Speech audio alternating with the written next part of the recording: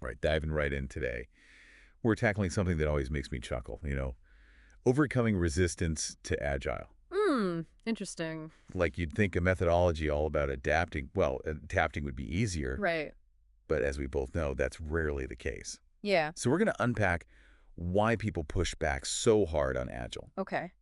and even more important, what you can actually do about it. So what do you think? What's the biggest thing organizations miss when they try to, like, force Agile adoption? It's funny, so often they completely forget about the human side of things, you know? It's Yeah. like trying to, I don't know, force a square peg into a round hole. Ah, I like that. You might get it in there eventually, Okay. but it's going to be a mess and it definitely won't work how you want it to. Exactly, exactly. So let's start with that human element then. Okay. Why is resistance to change, especially with Agile, so common? What's going on there? Well, there's this thing called ambiguity aversion. It's like a cognitive bias.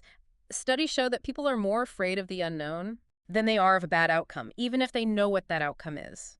So, Agile, you're asking people to step into this world where the process might be unclear, their roles, Yeah. even the end goals, it can all feel very ambiguous. Right. And that's what triggers this aversion. So they dig in their heels. It's Exactly. kind of like, that feeling when you're about to jump off a diving board Oh, for yeah. the first time, like you can see the water, it's safe. Right. But that moment of uncertainty right before you jump, Mhm. it's terrifying. It is. So how does this ambiguity aversion, like, actually show up in the workplace when Agile comes in? One of the biggest ways through this lack of understanding about the why, like why is this change happening? Yeah. If leadership just announces we're going agile, Boom. yeah, without actually explaining the problems it solves, the Hmm. benefits, Right. people just feel lost Lost. and they resist. Hmm.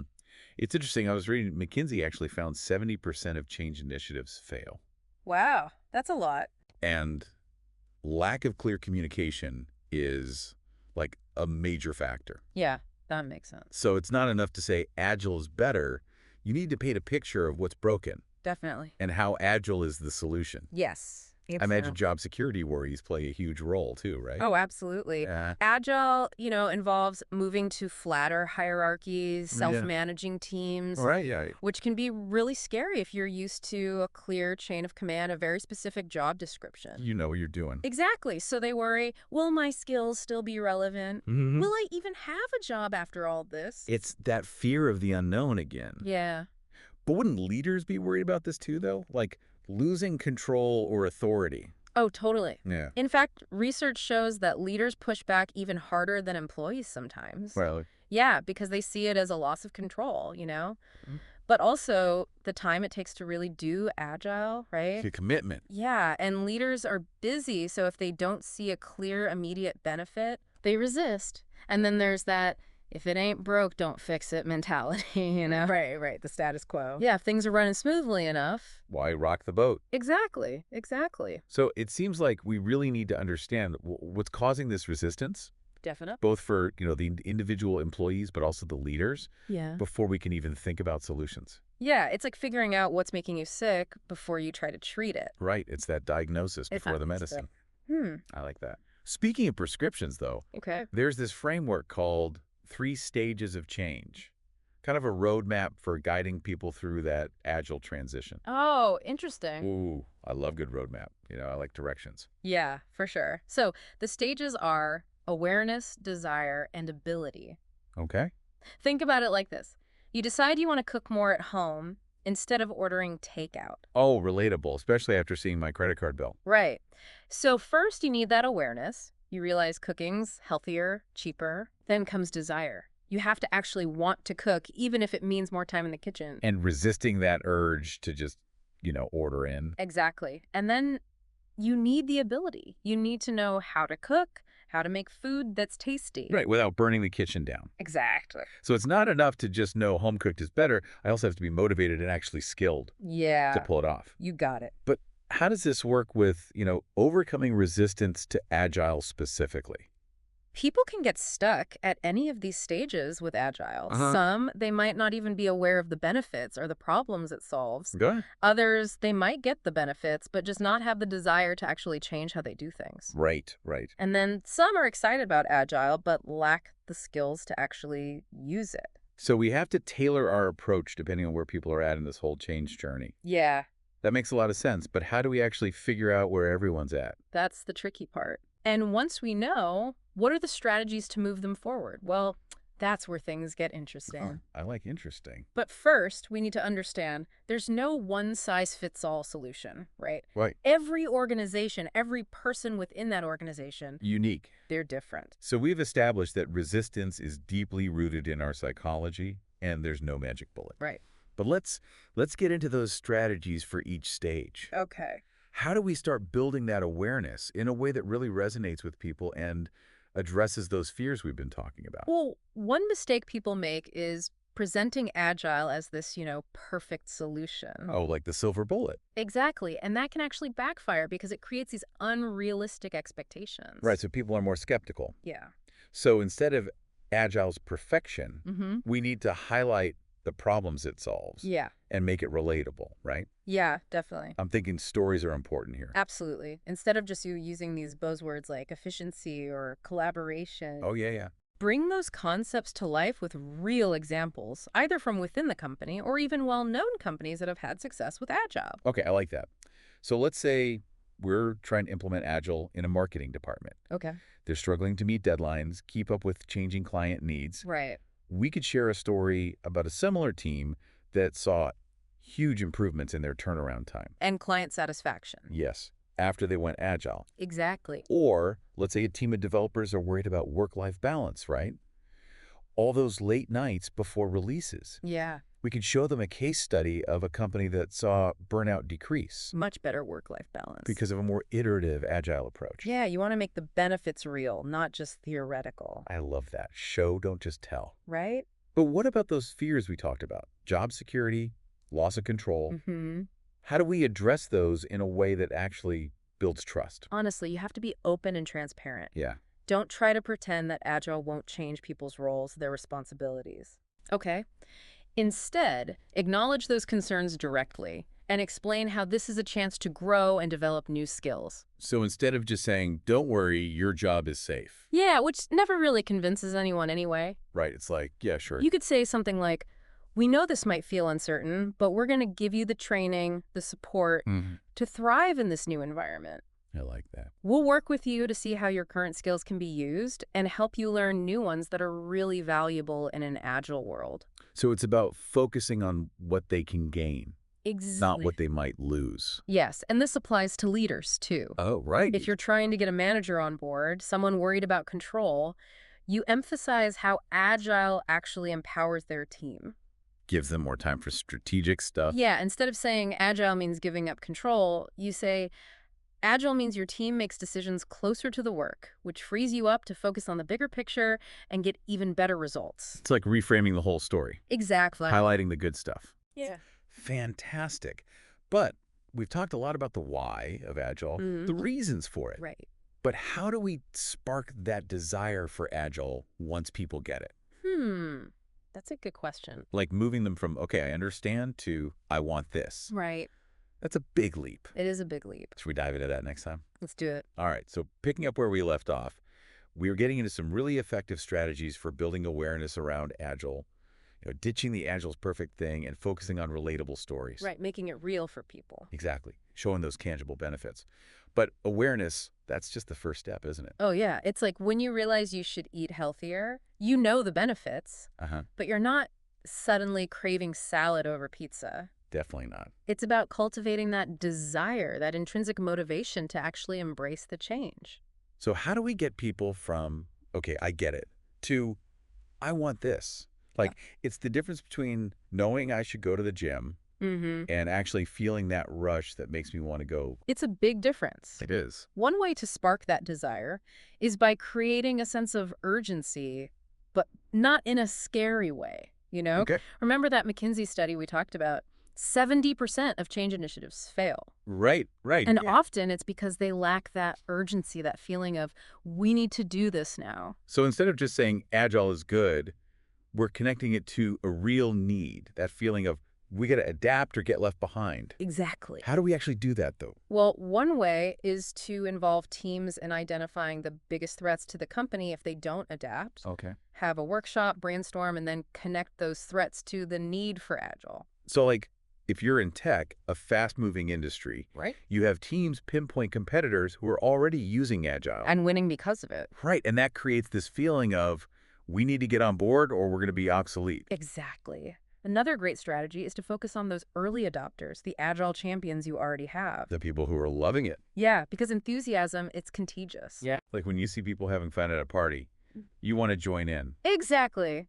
So showcase the teams that are already succeeding with Agile. Let them share their stories. Not just in presentations, but like casually too. Yeah, team lunches, coffee breaks, that kind of thing. I'm picturing it now. Instead of dreading the change to Agile, Yeah. people are excited about it Yeah. because they've heard from their colleagues how much it's improved their work-life balance. Made their jobs more fun. Exactly. It becomes, we want to be part of this success. It's the goal. But what about the people who are still hesitant, even after seeing the benefits and feeling that urgency? How do we handle that? You have to really listen and be empathetic. Yeah. Create a space where people feel safe voicing their concerns without judgment. So not just brushing them off with a, don't worry, it'll be fine, No. but actually saying, we hear you, we're in this together. Exactly. And often just feeling heard can really reduce resistance. Okay, interesting. But we also need to go beyond just acknowledging the concerns. Actually address them. Yes, so if someone is worried about their job, you say, we understand this feels uncertain, but we're committed to providing you with the training and resources to succeed. Mm-hmm. Or if they're worried about losing autonomy in a more collaborative setting, you explain, Agile isn't about micromanaging or taking away your individual contributions. It's about using everyone's strengths to achieve a common goal. Turning those anxieties into opportunities. Yeah, exactly. It's reassurance. It's about showing them that Agile isn't a threat, it's a chance to grow. To learn, to contribute in new ways. Yeah, that's the key. This is so good. We've talked about the why of Agile, the wanting it. Right. But what about the how? Once people are on board, how do we make sure they can actually do Agile? You're right. That's often where things go wrong. It's where the rubber meets the road. Exactly. We can have all the awareness and desire in the world, but without the skills and support, Agile can become a mess. it can become very frustrating. Yeah, and that's where that third stage of change comes in, right? Ability. Okay, let's tackle that. How do we give people the tools to not just understand Agile, but really use it well? This is where we get practical. Okay. Think back to the cooking analogy. You might be excited about cooking, but if you don't know how to use a knife or a stove... Disaster. Exactly. Kitchen nightmare. So how do we avoid the Agile equivalent of that? First, we need good training. That goes beyond just the basics of Agile. More than just Agile 101. Yeah, think workshops, online courses, coaching, maybe even pairing people up with experienced Agile folks within the company. So it's tailored to their specific roles, their needs. Right, a development team might need deep training on Scrum or Kanban, while a marketing team needs a focus on Agile project management and communication. Different strokes for different folks. Exactly, and remember, training isn't a one-time thing. It's ongoing. Yeah, Agile is about continuous improvement, so coaching and mentorship are key. It's like not just learning the steps to a dance, it's becoming a more agile dancer overall, I like that. adapting to different rhythms and styles. Exactly. And beyond the formal training, we need that culture of learning and experimenting. Absolutely. A safe space to try new things, make mistakes, and learn from them. Like that example we talked about, the dev team struggling with automated testing until one person figures it out and shares it with the team. Right, that collaborative problem solving, knowledge sharing, it's essential. It takes the pressure off individuals to be perfect agile experts right away. Yeah, they can grow as a team. But how do we create that sense of safety, that it's okay to experiment without being afraid of messing up? It starts with leadership setting the tone. Hmm. If leaders are always pushing for perfection, punishing mistakes, People will be afraid to try. yeah, they'll play it safe, which actually kills innovation. So instead of do it right or don't do it at all, it's more about a growth mindset where mistakes are learning experiences. Exactly. And leaders need to embody that mindset themselves, be open about their own Agile journey, their struggles, their successes. When people see their leaders being vulnerable, celebrating experiments, even the ones that don't work out, It makes a big difference. it's walking the talk. It is. People buy into a culture of learning when they see it in action. not just words. Right, exactly. Wow, this is so insightful, but we are running a bit short on time for this segment. Okay. Should we wrap up here and maybe pick back up with some final thoughts in part 3? That sounds good to me. So we're back, continuing our deep dive into overcoming resistance to Agile. And, last time, what really stood out to me was that idea of building ability. Hmm. Not just understanding Agile, but really giving people the skills and the support to thrive in that environment. Yeah, we can't just expect everyone to jump right in and know exactly what to do. Right? It's like learning to swim. You Exactly. need the right instruction, the right environment. Otherwise, you just sink. And just as important as the skills is that culture of experimentation, of learning, Oh, that's where it's right. encouraged. If people are too afraid to make mistakes, they'll never really get agile. hmm They'll stick with what they know, even if it's not the best way. They won't take risks. So how do we create that culture where it's safe to try new things, even if they don't always work out? Feels like leadership is crucial here. Oh, leadership is everything. If leaders are all about perfection, punishing any mistake, Yeah. people are going to hesitate, they're going to play it safe, and that just kills innovation. So it's not about do it right or don't do it at all. Right. It's more about fostering that growth mindset. Yeah. Mistakes are just learning opportunities. Exactly. And leaders need to show that growth mindset themselves, Mm. be open about their own agile journey, what they struggled with, what worked for them. When people see their leaders being vulnerable like that, celebrating those experiments, even the ones that maybe didn't go as planned, It sets the tone for the whole organization. it's that walk the talk thing. Exactly. People are way more likely to buy in when they see it in action. Absolutely. And beyond just leadership, there are things companies can do to create that safe space. Mm. One simple thing is to celebrate those small wins, those moments of learning. Even if they don't lead to some huge breakthrough. Right, exactly. So instead of just focusing on those big milestones, Yeah. we're recognizing those small steps forward when someone tries something new, learns from it. And shares that learning with the team. It takes the pressure off. It does. It's not about being the perfect agile expert right away. It's about progress. It's about the journey. It's about celebrating those efforts, big and small. Exactly. And that's what makes true agility possible, right? It is. It's not about rigid rules or reaching some perfect end state. Yeah. It's about constantly adapting based on feedback, on what we learn, Embracing the messiness of it all. trusting the process. And trusting the people. This has been so insightful. I feel like we've gone deeper than the usual advice on this topic. I agree. We really dug into the human side of things. Yeah. The psychology behind the resistance, those cultural shifts It's all connected. that are so important for Agile to actually work. Definitely. I think the key takeaway here is that overcoming resistance, it's not a one-time thing. It's an ongoing process. It's a journey. It takes understanding people, building that culture of learning and experimenting, and being willing to adapt along the way. Couldn't have said it better myself. It's not about forcing change. It's about creating the conditions for change to happen. And that takes patience, empathy, and really believing in what people can do. Well said. And remember, you don't have to do this alone. Right. There's so much support out there. Books, articles, online communities, training programs. Yeah, don't be afraid to ask for help. It's a journey worth taking. To our listeners, we hope this deep dive has given you the knowledge and, honestly, the inspiration to tackle this challenge. Yeah, don't give up. Remember, it's a journey worth taking, and the rewards, they can be huge for you, your team, your whole organization.